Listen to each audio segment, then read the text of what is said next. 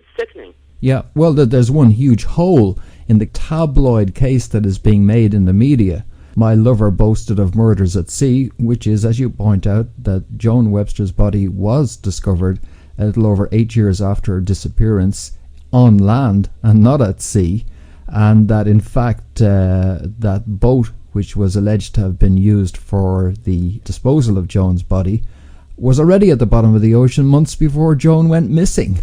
So correct, it was. They went through extensive testing on that boat. There was absolutely nothing on that boat that would indicate Joan had ever been on the boat or that any violence had ever taken place on the boat.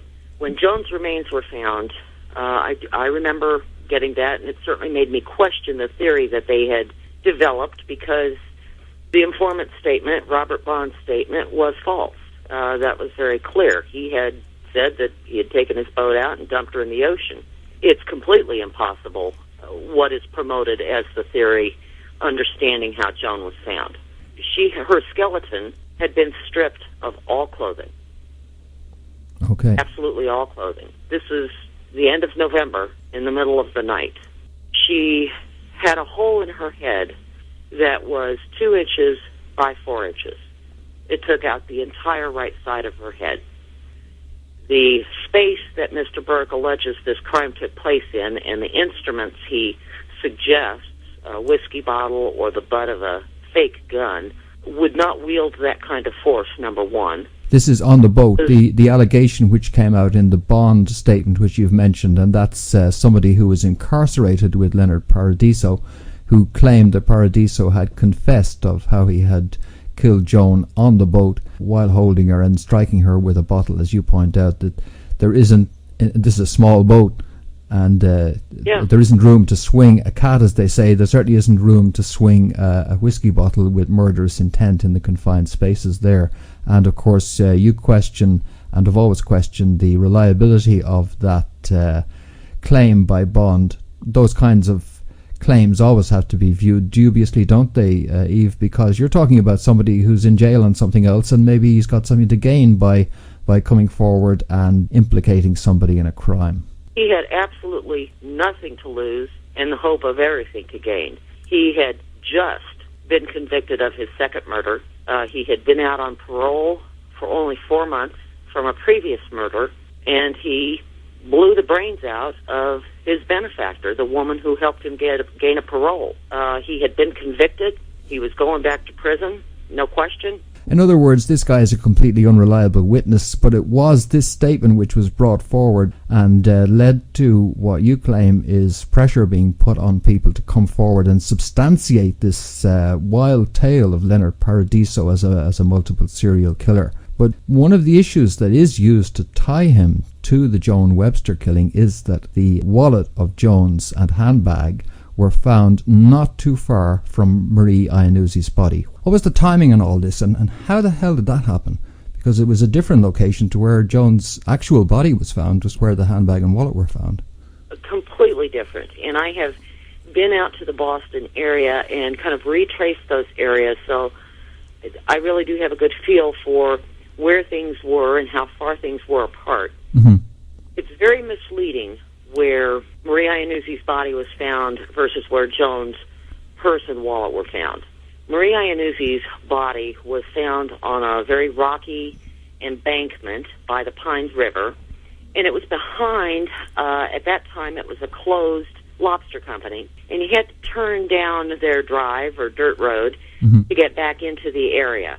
The route that it's on, the Lynn Marsh Road or Route 107, is a very well-traveled route. I mean, and it's a 4-lane. It's not a small road. It's something that's very busy. That particular area was known as a dumping ground. It very much was a place where bodies, stolen items, things like that were found. Mm-hmm. Joan's purse and wallet was on the opposite side of that highway, and it was down a ways. It was near a bridge. It was in an area that sometimes fishermen would go into to do some clamming. It was proximate, but on the other side of the highway. Interestingly enough, it was on the other side of the highway, which is a bit weird because it was on the side of the highway that you'd be on heading towards Logan. So that if somebody had left Logan and were headed away from Logan with these items and threw them from a car. That would have been the other side of the highway, near where Marie Iannuzzi's body was. In fact, they were thrown on the side of the highway heading towards Logan. They were headed towards Logan. As a matter of fact, it was even commented about in initial reports in the paper because it was confusing to investigators. There were many that felt that it was thrown there to throw the case off. An interesting point is, I tried to stop and think who knew that area well. David Doyle, the boyfriend and suspect and the likely informant that worked with Trooper Andrew Palumbo, knew that area. He worked not far from there. Mr. Paradiso knew that area. He delivered to various companies along that stretch of highway. He was in the wholesale fish business. But Trooper Palumbo also knew that area. Number one, he was the chief investigating officer for the Iannuzzi case, so he would have known it. But he also lived in Lynn, Massachusetts, and that's a very commonly traveled route between where he lived and the airport where he worked. And just give me the dates on that, if you would, Eve. When was Marie Iannuzzi's body found at that location, and when was Joan's wallet found? Marie's body was found on August the 12th, 1979. It was found within the first 24 hours after she had been murdered and left there. Joan's purse and wallet were found there on December the 2nd, 1981. They were found 4 days after she disappeared from Logan Airport, but we did not know at that time she was a missing person until 3 days later. So we found out on December 1st she was a missing person. Her belongings were found the next day. Wow. What we're actually looking at here, and this is causing me concern because when you start to connect the dots, is that Joan's purse and wallet were found at a different location to her body. They were found at a location which was on a route which was travelled by Trooper Palumbo, who knew the location where these were found, because as a lead investigator in the Iannuzzi case, he knew well where Marie Iannuzzi's body had been found those years earlier. And it was a route he travelled. He's a lead investigator in the case, but he is also matches in general terms the description of a suspect in the case. I mean, this opens up the potential, quite frankly, that Trooper Palumbo tossed that wallet and handbag out at that location for a very good reason, in order to throw everybody off the track. Well, another part of the concern is in looking through these actual documents, things that he filed with the court, sworn statements that he filed with the court were false. Information that he provided to the FBI.